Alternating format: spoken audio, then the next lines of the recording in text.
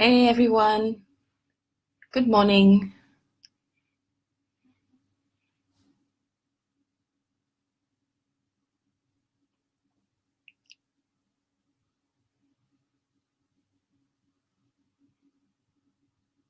I'll just give it a few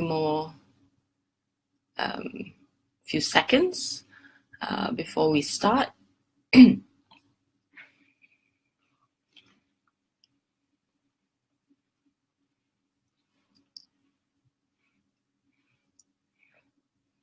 Okay, so we're live streaming on Facebook as well as Instagram simultaneously, and this is a live stream Q&A, and I've received quite a few questions from people, especially via Instagram. Um, you know, on the subject of spirituality, personal development, and life purpose. My name is Shamla Tan, and I am a life purpose coach. And I like to try my best to answer the questions that you have. So if you have come on live now to join us, please post your questions if you like on the comment section, and I'll answer them to the best of my ability. Now, I received some really interesting questions, and some of these questions would require probably a 3-day lecture to complete them all. So I'll try to be as concise as possible in answering these questions. So I'd like to address one particular question right now. And this was something that was shared actually in the last live video. And so the question is, how do I avoid all negative energy from interfering with the focus of my mind, and how do I stay strong? Okay, lots of people are always talking about avoiding negative energy, avoiding negative people, avoiding negative thoughts within ourselves. The thing is, the world is just, full of negativity. It's almost impossible to avoid, right? So the trick is not to avoid, the trick is to observe. When you're confronted with negativity, whether it is within yourself or from other people, or in any way of shape or form, right? The trick is not to avoid it. Okay, the trick is to look at it, observe what you're thinking, how you're feeling, and not engage into it. The idea is not to give it more energy than it deserves. As you know, negative energies really do not deserve that much attention, right? So if it comes into your life, simply observe, as if you are watching a passing cloud in the sky, right? So you just simply observe, do not engage, do not be enraged, do not give it more emotional energy than it deserves. And then you then slowly ask yourselves, how do I then utilize the strength that I have gained in just watching the negativity? How can I then be in a position where I am not a victim of this negativity? Okay, so as you watch the negativity passing like cloud, you are an observer. Being an observer means that you're not engaging in the negative energy.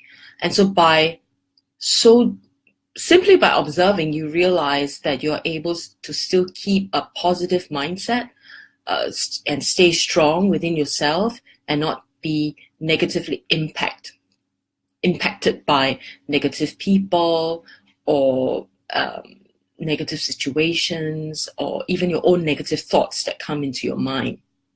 It is quite challenging, but it requires practice. And I like to see this as a meditation practice where, I kind of knowing that I'm going to be in a situation where it's going to be maybe a little bit negative, a little bit tense, and I go in there with this mindset that I'm simply going to observe. I'm simply going to use this as a meditation exercise where I remain very still within my heart and within my mind, as if I am within the eye of the hurricane, like you're in the center of this hurricane. You just remain still and then the chaos are just, it's just going around you. And this in itself is a meditation practice. And so when you're able to do this and not be affected by negative energies around you, that practice itself helps you to become stronger. All right, so I hope I've answered this question for you. The next question that I received is, how did I get started as a spiritual coach? Now, for those of you who are just joining us, my name is Shamla Tyne, and I am a life purpose coach, and I'm live streaming from both Instagram and Facebook at the moment. And questions were sent to me prior to today's live streaming, and I'm answering the questions to the best of my ability. And also, I've said earlier on that some of these questions would require a 3-day lecture. So I'll try to be as concise as possible in answering them. So a question that I receive is, how did I get started as a spiritual coach? It's a very long story, but essentially I was not on track with living my life purpose. I wouldn't call myself a victim, but I was really into, my lifestyle, negative lifestyle. I was really into my addictions, really into bad habits that are totally not healthy at all for me.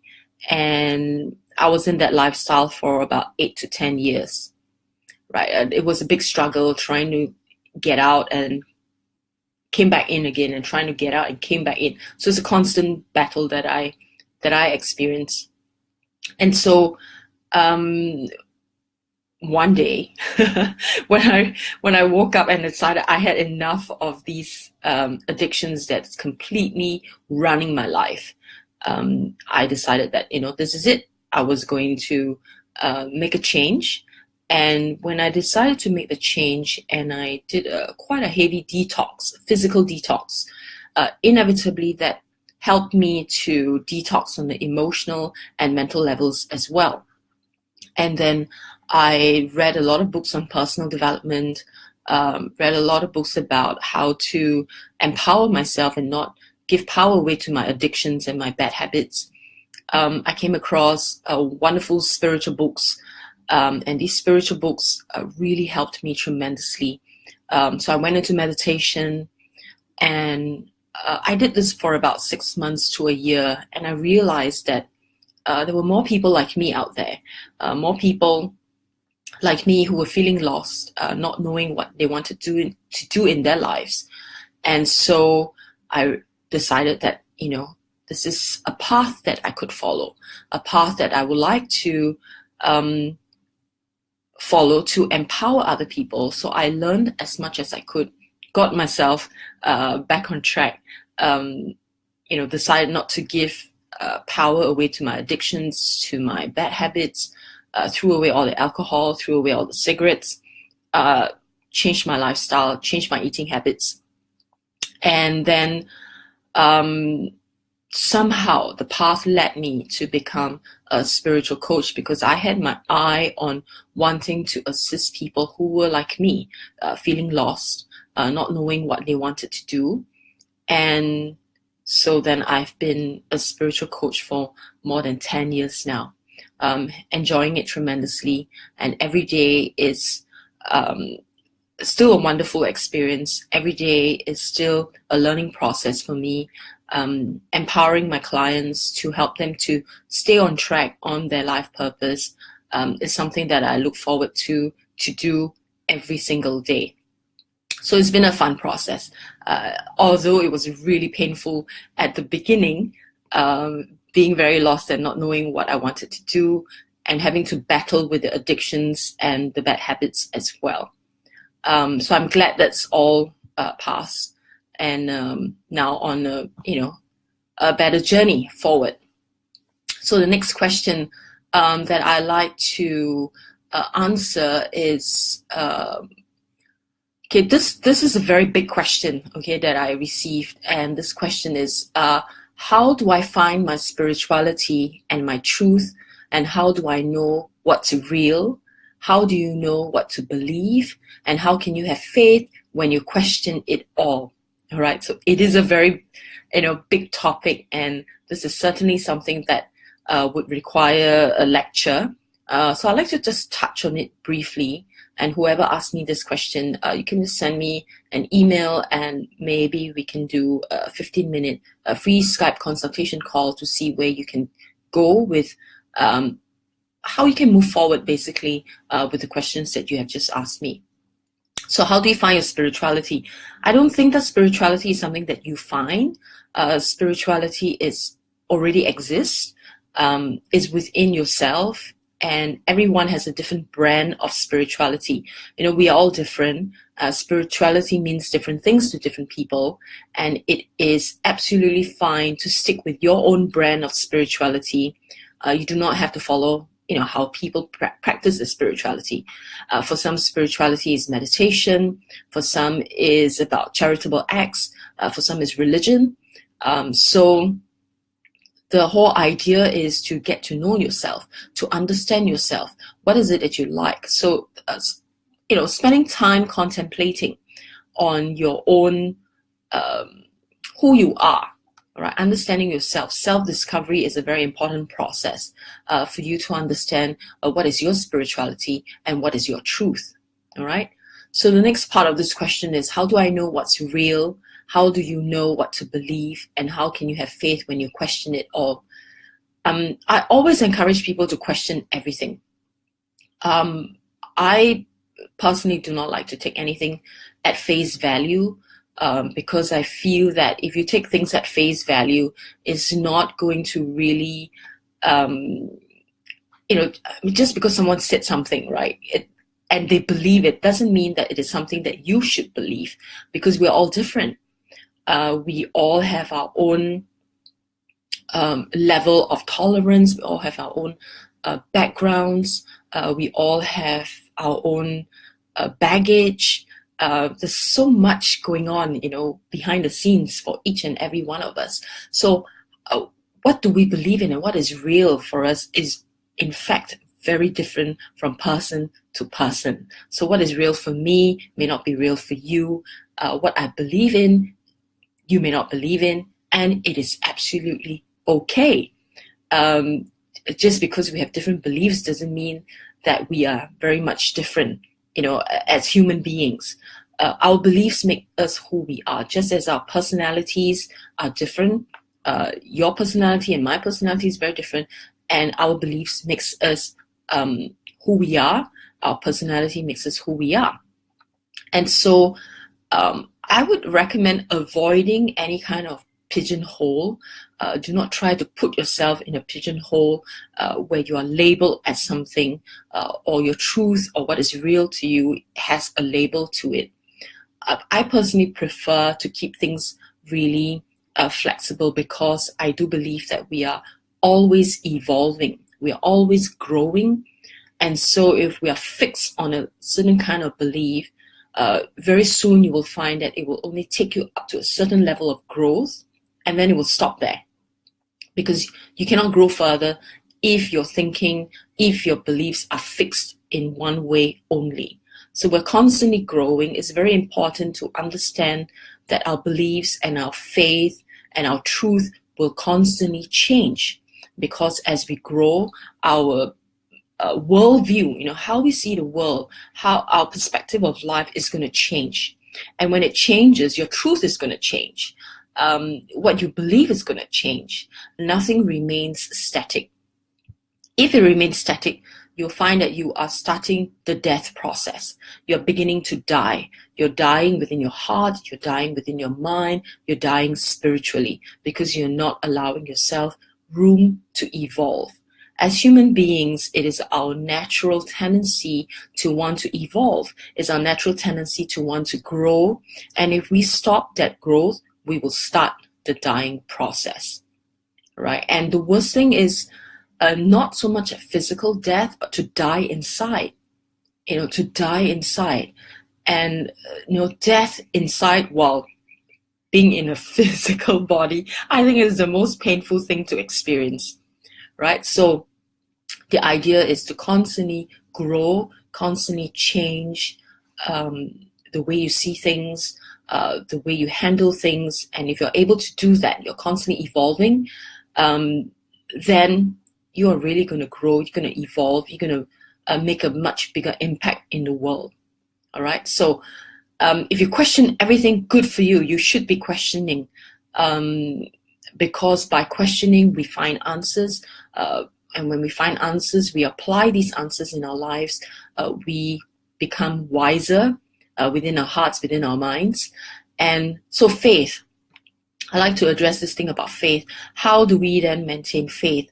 The idea about faith is that I personally, okay, maybe you can try this too.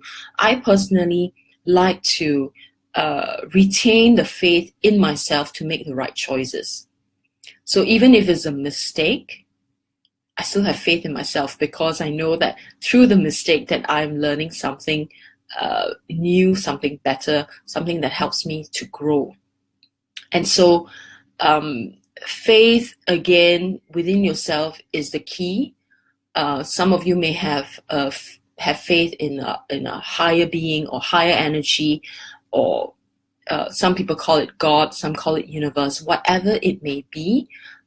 When you retain that faith in this higher energy, something bigger than you, I think that helps you to also retain your point of balance, having a point of gravity. All of us need to be rooted or grounded in something, right? So if we're grounded or rooted in something, if you look at the earth, right? The earth spins on an axis, right? So, but it's rooted on something, right? It has this gravitational pull somewhere, right? In order for the earth to spin on its axis. So like us, human beings, we need to do that too. We need to have some form of grounding, some form of connection. And this could be a belief in a higher order, or belief in yourself, believing that you have a higher energy above you, you have your higher self.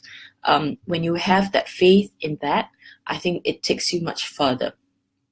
If we simply float around and not have faith in anything, we find that we are constantly drifting, and this drifting, really doesn't help us in the long term. As you probably have seen, things that drift doesn't get things done, and you will not be of any use to the world. You will not be of assistance to anyone at all, and you certainly will not be living your life purpose.